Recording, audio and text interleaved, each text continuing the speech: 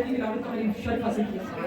اس میں جو انما ہے، انما یرید اللہ لیذہب عنکم الرجس اہل البیت، اس میں جو انما ہے یہ کلمہ حصر.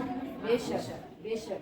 دیکھیے میں یوں سمجھاتی چلوں کہ یہ جو دیوار ہے یہ باؤنڈری ہے، جو اس کے اندر والے ہیں نا وہ سامعین ہیں. بے شک بے شک. وہ انما میں ہے. بے شک. میں سمجھا رہی ہوں. جو باہر والے ہیں انما کسے کہتے ہیں؟ انما کلمہ حصر کو کہتے ہیں. یعنی جو دیوار کے اندر ہے، اس باؤنڈری کے اندر، جو اس حصار کے اندر ہے وہ انما والے ہیں. جو باہر ہیں وہ سامعین ہیں مگر انما والے نہیں ہیں. بڑے بڑے ہوں گے اپنے آپ کو اہل بیت میں داخل کرنے والے، لیکن جو چادر تطہیر میں ہیں وہی اہل بیت.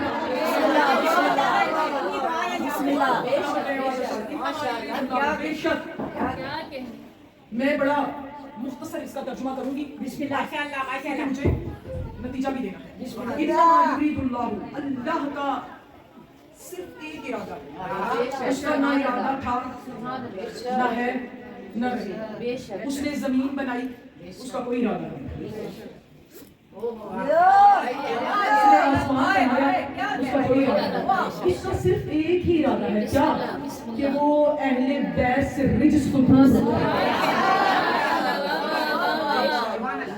وہ اہل بیت سے رجس کو دور رکھے. اللہ کا کوئی ارادہ نہیں تھا. اس نے زمین بنائی، اس کا کوئی ارادہ پانی نہیں تھا. اس کا کوئی ارادہ نہیں تھا. اس نے آسمان بنایا، اس کا کوئی ارادہ نہیں تھا.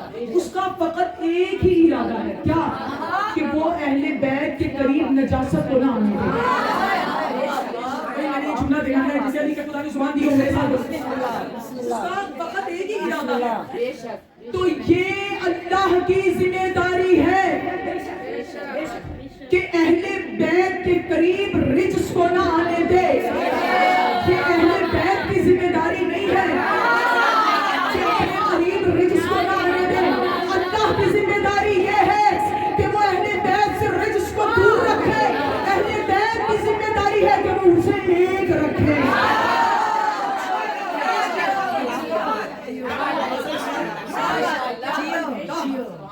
ارادہ یہ ہے کہ وہ اہل بیت سے ارادہ کس کا ہے؟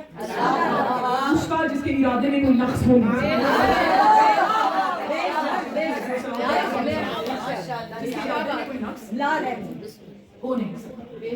امام حسن مجتبی کا ایک صحابی ہے جس کا نام ہے ابراہیم، اور جس کے بارے میں خود امام حسن نے فرمایا مثل السلمان فی الزمن، تو اس زمانے میں سلمان ہے سلمان ہے سلمان. اتنا مقرب میرے مولا کا صحابی، اور اس کی ڈیوٹی کیا تھی؟ میرے دوسرے مولا کو وضو کروانا.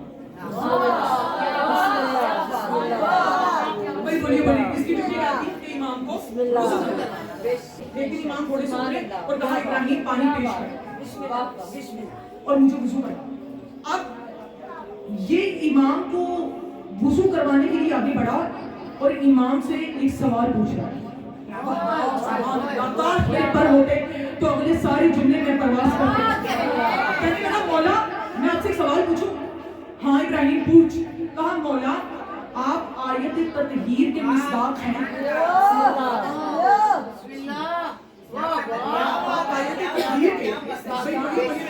مصداق ہیں؟ کہا ہاں ابراہیم. تو مولا پھر آپ وضو کیوں کرتے ہیں؟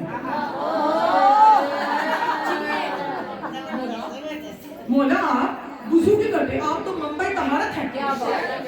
مولا میں آپ کو دیکھتا ہوں، آپ کی زیارت کرتا ہوں تو طاہر ہو جاتا ہوں. یہ عقیدہ عمل کا بعد میں سوال ہوگا. تیرے عقیدے کی طرف دیکھ کر یہ دیکھا جائے گا، لکھا جائے گا کہ تیرا عمل کیسا تھا. میں تو اب امام اس کی بات سنتے بھی جا رہے ہو.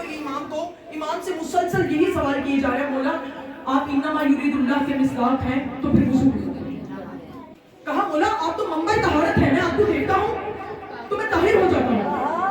امام فرما رہے ہیں کہ ہم آیت تطہیر میں شامل ہیں، ہم آیت تطہیر کے مصداق ہیں. میں نے بات مولا مولا اگر آپ انما یرید اللہ کے مصداق ہیں تو وضو کیوں کر رہے ہیں؟ امام نے مسکرا کے فرمایا ابراہیم اب آپ کی آنکھوں میں آنسو ہیں اور فضائل کے وقت کی آنکھوں میں آنسو آ جائیں تو فضائل کے مراج ہے لیکن مجھے میں مسائل پڑھوں گی ابھی آپ کو میرا ساتھ دینا پڑے گا